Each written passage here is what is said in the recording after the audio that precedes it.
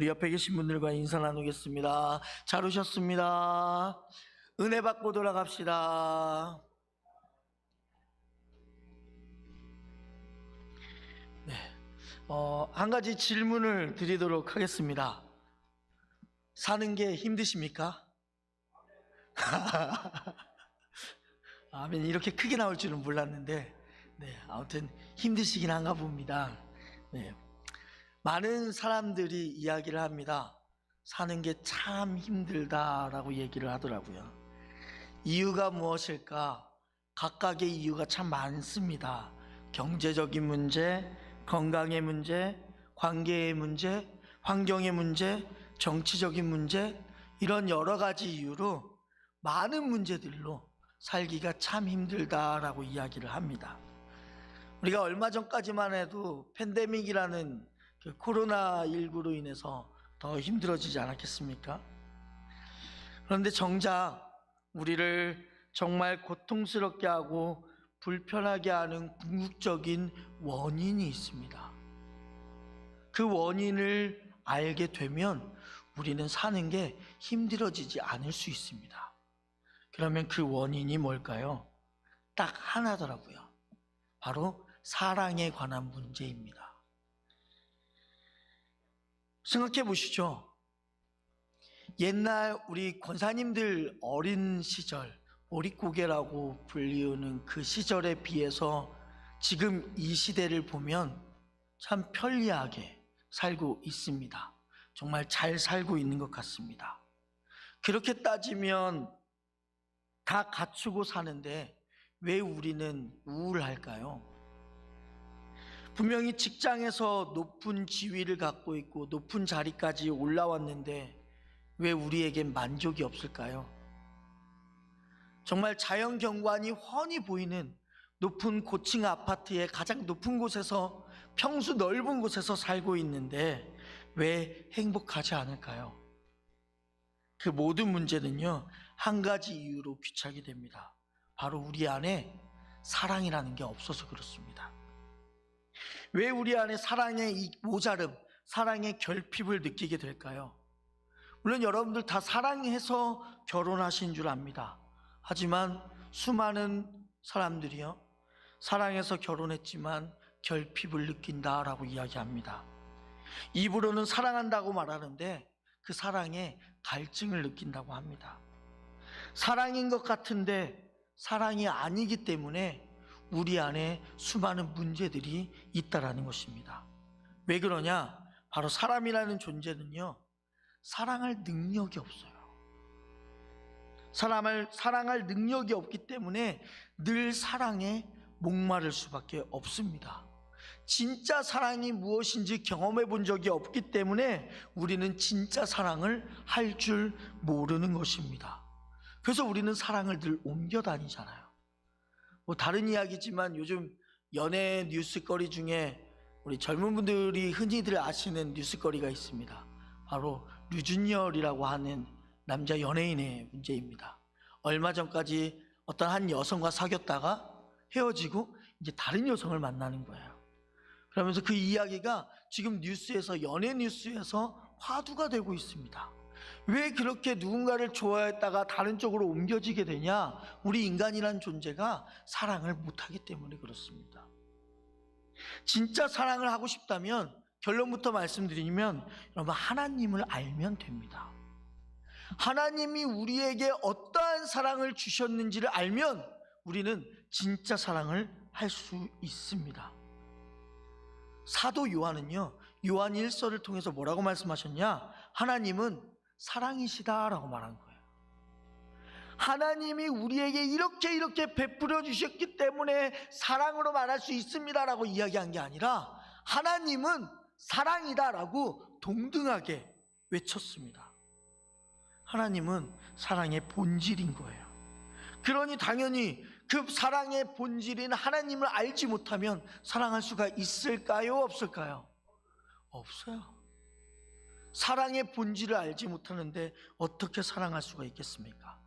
그래서 오늘 우리가 읽은 본문은 성경에서 가장 핵심적인 이 사랑에 관한 구절인 것입니다. 우리 요한복음 3장 16절만 한번 읽어볼까요? 함께 읽겠습니다. 하나님이 세상을 이처럼 사랑하사 독생자를 주셨으니 이는 그를 믿는 자마다 멸망하지 않고 영생을 얻게 하려 하심이라. 아멘. 하나님의 사랑 세 가지를 우리가 함께 볼 텐데, 하나님의 사랑 첫 번째 사랑은 뭐냐? 주는 사랑입니다. 하나님의 사랑 첫 번째, 주는 사랑. 요한복음 3장 16절 방금 봤는데요, 주목해야 될 동사가 두 개가 나옵니다. 첫 번째로 이처럼 사랑하사라는 것과 독생자를 주셨다라는 것입니다. 하나님의 사랑은요, 독생자를 주심으로 구체화되었습니다. 즉 하나님의 사랑은 주는 거예요. 사람은요, 일방적으로 주는 사랑을 하지 않습니다. 웬만하면 주고받는 사랑을 하죠. 근데 더 솔직히 말하면요, 누구나 다 받는 사랑만을 원합니다. 나는 주는데요? 그건 받기 위해서 주는 거예요. 인간은 이기적이고 자기 중심적인 존재이기에 사랑을 주는 중에도 늘 계산해요. 사랑하는 사람한테 왜 우리가 상처를 입을까요? 줬는데 나한테 돌아오는 게 없어서 그래요. 그러니까 상처를 받을 수밖에 없어요. 심지어 부모와 자녀 간에도 이 계산을 하는 까닭에 서로에게 상처를 주는 일도 있었습니다. 여담이지만 엊그저께가 혹시 3월 14일이 무슨 날인지 아시나요? 네, 우리 어르신들이 잘 챙기시기도 하시고 안 챙기시기도 하시겠지만, 젊은 분들은 화이트데이라는 이름으로 남자가 여자한테 사탕을 주는 날이에요. 누가 만들었는지는 몰라도 그 만든 사람을 한번 꼭 만나보고는 싶은데, 남자가 여자한테 사탕 주는 날이에요. 그래서 저도 당연히 제 아내한테 사탕을 줬을까요? 안 줬을까요? 네, 당연히 이제 마음을 표현했죠. 아내가 사탕을 싫어해서 다른 걸로 표현을 했는데, 사탕 주기 전에 제 마음속에 그런 생각이 먼저 들었어요. 내가 발렌타인데이 때 받았던가? 라는 생각이 먼저 드는 거예요. 이게 다 어떤 말이야? 사람은요, 내가 주는 걸 먼저 좋아하는 게 아니라 내가 받았으니까 주는 입장이 되어버렸다는 거죠. 이게 다 뭐 때문이라고요? 사랑의 결핍, 사랑을 모르기 때문에 그래요. 그러니 아내는 남편에게, 남편은 아내에게 때로는 실망하고 상처를 입을 수밖에 없습니다. 자기 중심적으로 사랑하기 때문에 그렇죠. 내가 준 것을 계산하기 때문에 상처를 받습니다. 물론 처음에는요, 순수하게 사랑합니다. 그러니까 어떤 생각이 들어요? 다 주고 싶은 거예요. 그래서 여러분들도 다 속아보셨는지 모르겠지만, 하늘의 별이라도 따줄게 라는 말 혹시 들어보셨습니까? 네, 아직도 못 따고 계시죠? 네, 다 속잖아요. 여튼 처음 순수한 사랑이 처음엔 시작합니다. 하지만 후에는요, 시간이 흐르면 흐를수록 그 사랑이 사람인지라 조금씩 변질되고 오염되기 시작합니다. 사람이란 존재는요, 계속 주는 사랑만 할 수가 없어요. 좋은 마음으로 봉사를 시작했으나 나중에 이기심이 끼어들어서 받는 것을 계산하게 된다는 것이죠. 반대로 하나님의 사랑은요, 온전히 주는 사랑입니다. 그래서 오늘 우리가 본문 읽었잖아요. 하나님이 세상을 이처럼 사랑하사 독생자를 주셨으니, 여기에서 주다의 원어적 의미를 보면 하나님의 의지가 담긴 자발적 사랑의 행위를 말합니다. 즉 상대의 반응에 따라 내가 줄 것인지 말 것인지를 결정하는 게 아니라, 하나님의 사랑은 하나님 마음대로 계속해서 주는 거예요. 주고 또 줘요. 진짜 사랑이 바로 이런 거라는 거예요. 성경에서 만나는 하나님은요, 끊임없이 주시는 분이에요. 우리도 그런 사랑 받지 않았습니까? 생각해 보시죠. 광야 생활하는 이스라엘 백성들이요, 배고프다고 하니까 하늘에서요 만나와 메추라기가 떨어지는 거예요.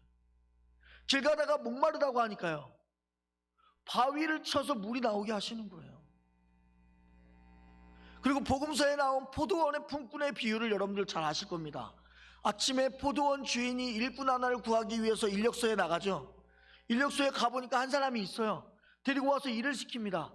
낮에 가니까 또 있네요. 가서 일을 시킵니다. 그리고 3시에 가니까 또 있어요. 퇴근하기 1시간 전에 가니까 또 있습니다. 데려와서 일 시킵니다. 그리고 똑같이 어떻게 하는 거예요? 1달란트씩 줘요. 하나님의 사랑이 그래요. 처음에 왔던 늦게 왔던 간에 하나님은요 더 주고 싶은 거예요.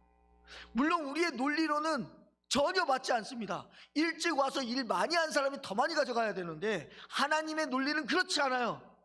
하나님은 주는 걸 좋아하셔요. 늦게 온 사람도 주고 일찍 온 사람도 줘요.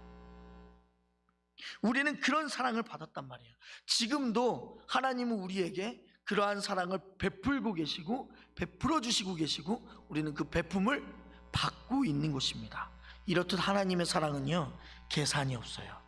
보상을 기대하지 않아요.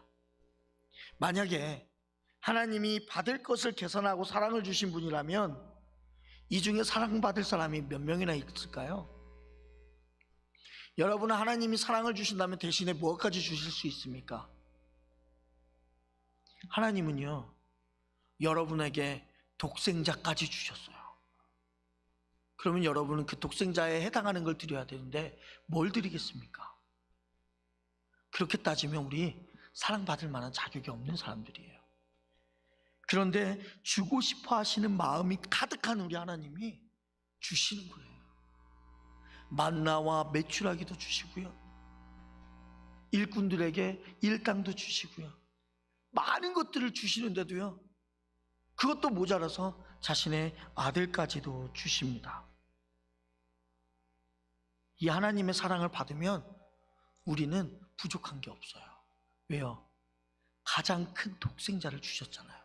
다 주셨잖아요. 여러분 그것만 된 거 아닙니까? 하나님이 독생자 말고 뭘 더 여러분들에게 주시길 원하십니까? 우리 예수 믿고 천국 가면 되는 거 아니에요?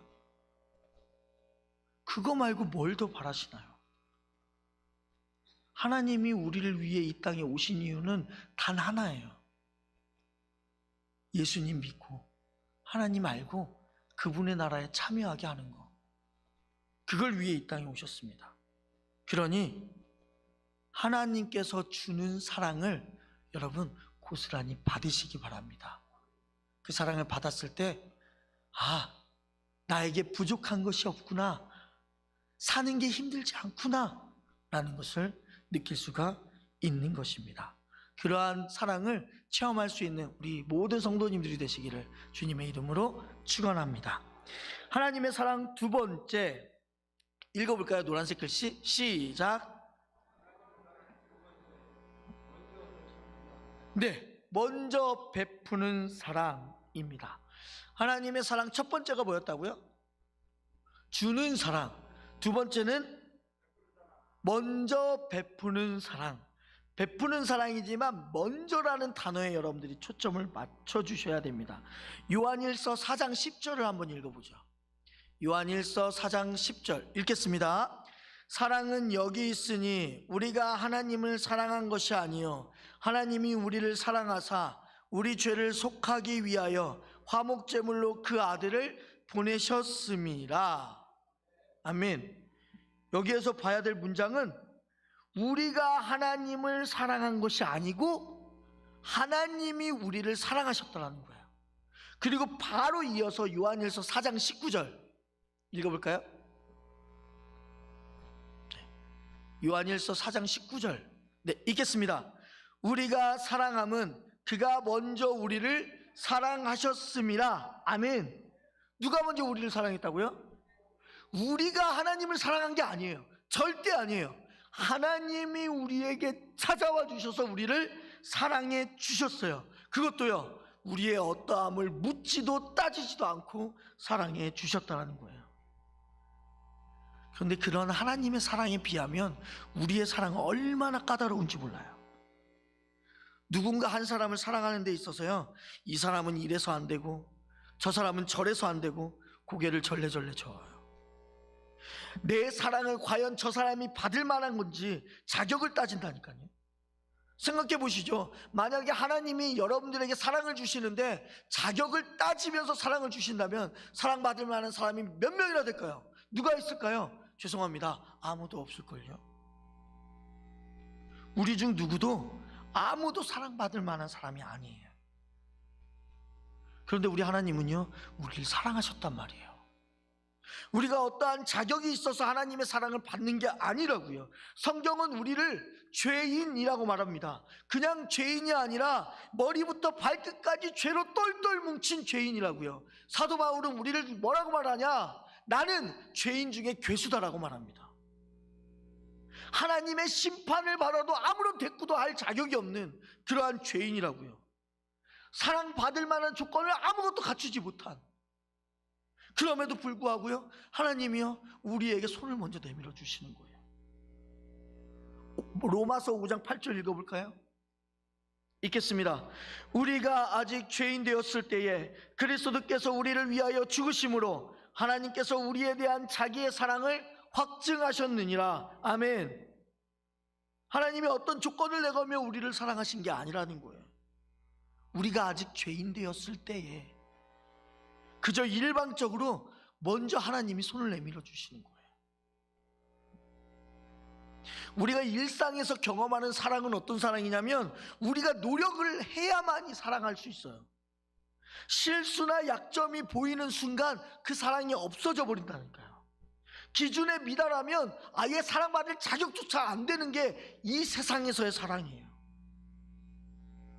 그런데 어떠하든지 상관없이 먼저 손 내밀어 사랑하시는 하나님의 사랑이요, 그게 바로 복음이란 말이에요. 누구에게나 다 동일한 사랑. 예수님이 십자가에 매달리실 때 제자들은 어디 있었나요? 그토록 3년 동안 둥거둥락하며 애정을 다해서 돌본 제자들이 예수님께서 십자가에 고통받으실 때 어디 계셨어요? 다 뿔뿔이 흩어졌단 말이에요. 베드로가 그 옆에 있었으나 아시지 않습니까? 3번이나 예수님을 부인합니다. 배반했어요. 적어도 믿음이 없으면 인간적인 의리라도 있어야 되는데 의리도 없어요.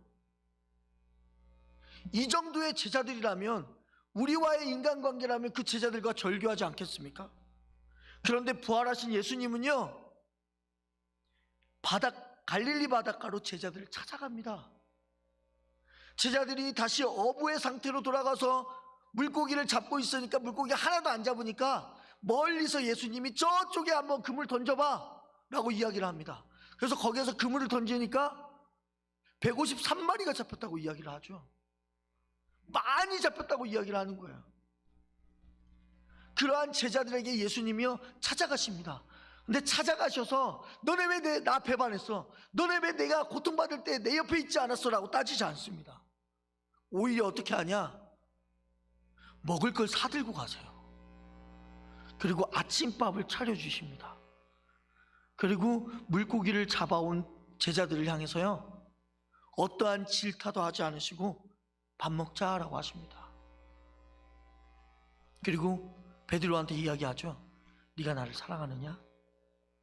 그러면 내 양을 먹이라 라고 다시 한번 사도의 직분을 허락해 주신다니까요. 그래서 어떤 학자는요, 예수님을 이렇게 표현합니다. 미련한 사랑을 하시는 분. 정말 이런 표현 써서 죄송하지만 예수님 정말 바보 같지 않습니까?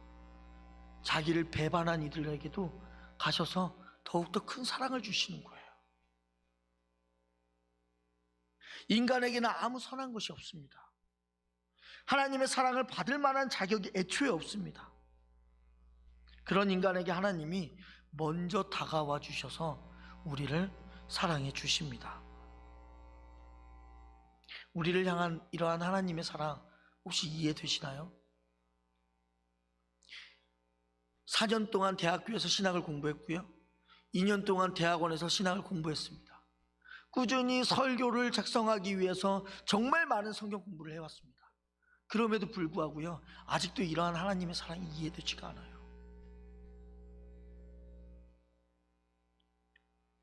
그런데 한편으로는 이런 생각이 듭니다. 하나님이 우리를 구원하신 거 너무나도 안전하다라는 생각이 들더라고요. 왜요? 정말 큰 사랑으로 먼저 하나님께서 우리에게 다가와 주셨으니 하나님이 너랑 절교야 라고 하지 않는 이상은요, 우리는 그 구원 안에서 묶여져 있는 거 아니겠습니까? 하나님 편에서 베푸신 사랑의 힘이 우리를 붙들고 있는 것입니다. 지금 우리의 행위대로라면 당연히 죄로 인해 심판을 받아 마땅합니다. 그럼에도 불구하고 예수님의 십자가를 붙잡기만 하면 우리를 버리지 않으시고 영원토록 사랑해 주시고 구원의 길로 이끌어 주십니다. 먼저 베풀어 주신 주님의 사랑을 체험하며 나아가는 우리 성도님들이 되시기를 주님의 이름으로 축원합니다. 하나님의 세 번째 사랑 읽어볼까요? 시작. 독생자를 주시는 사랑. 자, 첫 번째 사랑이 뭐였죠? 주는 사랑. 두 번째는요?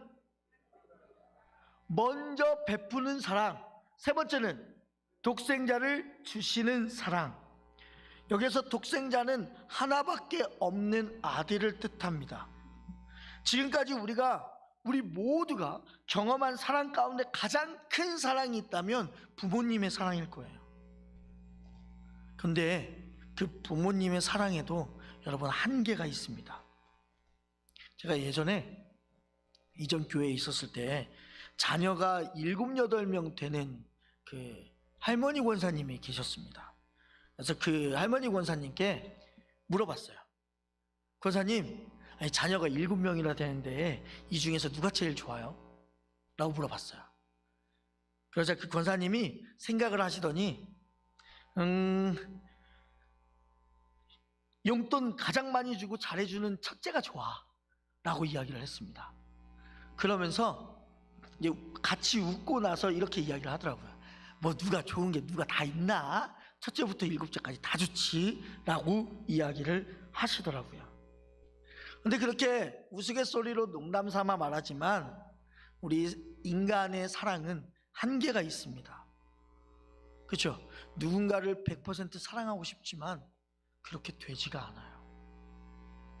여러분들이 제 아들인 하루를 정말 이뻐해 주십니다. 얼마나 감사한지 몰라요. 너무 이쁘죠? 네, 제 생각에도 그래요. 네, 이뻐해 주시는데 너무 감사하지만 집에서 늘 생활하면서 그 하루라는 이 친구가 말썽을 부릴 때 있잖아요. 그죠? 이제 4살밖에 안 됐는데 지금도 가끔씩 제가 화를 낼 때가 있어요. 물론 사랑스럽고 이뻐. 그런데 화를 낼 정도로 슬슬 제 성질을 긁는 때가 있단 말이에요. 이제 4살밖에 안 됐는데. 그러면서 여러분 생각한 거죠. 여러분은 얼마나 아이 키우기 힘드셨을까. 4살부터 지금까지 여러분들이 만약에 키워왔다면 그럴 때가 얼마나 많았을까. 그럴 때마다 얼마나 참고 버티셨을까라는 생각을 하게 됩니다. 이렇듯이 사람에게는 사랑을 하는 데 있어서 한계가 있습니다. 그런데 하나님께는요, 한계가 있어요, 없어요? 없습니다. 없어요. 부모에게 자녀는 세상 어떤 것과도 바꿀 수 없는 소중한 존재입니다. 옛날에 10명의 자녀를 둔 부모가 형편이 어려워서 자녀가 없는 집에 자녀 한 명을 보내야 되는 형편이 됐습니다. 그 자녀를 그 집에 팔아야만이 먹고 살 수 있을 정도였으니까요. 그래서 밤에 아이들이 다 자고 있을 때 두 부부가, 남편과 아내가 고민을 하기 시작했습니다. 누구를 넘겨줄까? 첫째부터 10째까지 누구를 넘겨줄까? 고민하다가 아침이 되어서 아이 한 명을 데리고 가기로 약속한 사람이 찾아왔습니다. 그 사람에게 아버지가 이렇게 얘기합니다. 죄송합니다. 제가 밤새 저희가 고민을 해봤는데 한 명도 보낼 수가 없더라고요 라고 이야기를 하는 것입니다. 여러분들도 마음 똑같지 않습니까? 여러분들의 자녀를 누군가한테 줘야 된다면 어떻게 하시겠습니까? 차라리 내가 가고 말지. 그렇죠? 아마 그게 바로 자녀를 가진 부모의 생각일 것입니다. 그런데 우리 하나님은요, 자신의 아들이 아까워서 남에게 주지 못하는데 우리 하나님은요, 아무 상관이 없는 우리를 위해서 자녀를 주셨어요. 근데 그 자녀를 주셨다라는 의미가 어떤 의미예요? 죽이신다는 의미예요. 아무 상관이 없는 우리를 위해 여러분들은 적어도 주지 않을 그러한 자녀를요, 하나님은 주시는 거예요. 그리고 그 자녀가 죽는 걸 또 보시는 거예요. 로마서 8장 32절 볼까요? 읽겠습니다. 자기 아들을 아끼지 아니하시고 우리 모든 사람을 위하여 내주신 이가 어찌 그 아들과 함께 모든 것을 우리에게 주시지 아니하겠느냐. 아멘. 이 독생자 예수 그리스도라는 분은 하나님 편에서 보면 최고의 것을 드린 거 아니겠습니까? 자신의 모든 걸 드린 거나 마찬가지예요. 자기의 아들을 아끼지 아니하시고라는 말씀은 우리가 이해할 수 있는 그 논리의 그 모든 것들을 넘어선 사랑이란 말이에요. 여러분, 어떻게 상상이나 가능하겠습니까? 아무도 줄 수 없는 정말 눈에 넣어도 아프지 않는 그 자녀를 아무도 모르는 사람을 대신해서 죽이기까지 하셨단 말이에요. 그게 이해가 되시나요? 왜 하나님이 이렇게까지 하셨을까요? 왜 우리를 위해, 왜 나를 위해 당신의 아들까지 아끼지 아니하셨을까요? 이해가 안 되는 거예요. 그만큼 하나님은요, 우리에게 최고를 주셨어요. 그러니 여러분, 다른 것 다 의심해도 하나님이 우리를 사랑한다는 사실을 의심하시면 안 됩니다. 왜요? 자기의 아들까지 내어주신 사랑인데 감히 의심을 해요? 의심할 수가 없는 거예요. 그래서 우리의 구원이 실패할 수 없는 이유가 하나님의 거대한 사랑으로부터 시작했기 때문에 우리의 구원이 실패할 수가 없는 거예요. 독생자 예수 그리스도의 목숨과 바꾼 가치가 바로 여러분들 각자 한 명 한 명이잖아요. 어떻게 보면 하나님께 있어서요, 여러분들은요 예수 그리스도의 목숨보다도 더욱더 귀하신 분입니다. 예수님을 여러분들과 바꿨잖아요. 이보다 더 큰 사랑을 어디서 경험할 수 있겠습니까? 그 사랑을 경험하면요, 우리가 가만히 있을 수가 없어요. 그 사랑을 경험하면. 사랑하는 성도님들, 애를 쓴다고 사랑할 수 있는 게 아닙니다. 진짜 사랑을 경험하고 나면 저절로 사랑하게 되는 거예요. 이 십자가 사랑을 경험한 사람만이 그리스도를 위해서 내 삶을 송두리째 드리고 싶은 마음이 들 수 있는 거예요. 마음속으로 한번 대답해 보시죠. 여러분, 한 번이라도 그리스도를 위해서 내 삶을 송두리째 드리고 싶다라는 마음이 든 적이 있으십니까? 마음속으로 여러분 충분히 대답하셨으리라 믿습니다. 자연스럽게 하나님의 사랑을 경험하면 그 결단 어렵지 않게 할 수 있습니다. 우리의 의지로 되는 것이 아닙니다. 하나님의 사랑을 경험할 때야만이 저절로 나오는 반응입니다. 물론 다른 사람들이 이러한 사람들을 보기에 저 사람 예수에게 미쳤나 봐, 맛이 간 것 같아 라고 말할 수 있습니다. 평소에 안 하던 말과 행동도 하게 되죠. 그런데 한 번 정도 적어도 예수 그리스도를 믿는 사람이라면 그렇게 미쳐보는 경험 한 번 정도는 해봐야 되지 않을까요? 하나님 사랑에 빠지면요, 어떠한 일이 벌어질까요? 여러분, 한 남자가 한 여자에게 사랑을 빠지면 하지 않았던 행동을 한다고 합니다. 그렇게 아침에 늦잠 자고 늦게 일어나는 사람이요, 약속 시간이 새벽이라도요 일찍 일어나서 단장하고 나가요. 그렇죠? 하나님에 대한 우리의 사랑이 그래야 되는 거예요. 사랑에 빠지지 않으면 우리 신앙생활이요 단순히 종교생활이 되고 말아요. 사랑의 세계로 들어가면 어디선가 에너지가 막 쏟아져 나오는데 끝이 없어요. 이전에는 나 한 사람도 간수하기 힘들었는데 어디선가 에너지가 막 빠져나오면서 하나님의 사랑에 빠지면 사랑할 수조차 없는 사람까지도 사랑할 수 있는 능력이 생기게 되는 것입니다. 복음은요 바로 하나님의 사랑이라 말할 수 있고 그 뜨거운 사랑을 담은 심장이 바로 복음입니다. 이 복음에 여러분 가까이 다가가셔야 돼요. 우리는 사순절 기간을 보내고 있습니다. 이제 다음 주간이면 고난주간입니다. 지금 우리에게 필요한 것 바로 여러분 십자가가 보이셔야 됩니다. 매주 교회를 다니다 보니까 어느덧 십자가가 우리 눈에 있는 둥 마는 둥 하게 되어버렸습니다.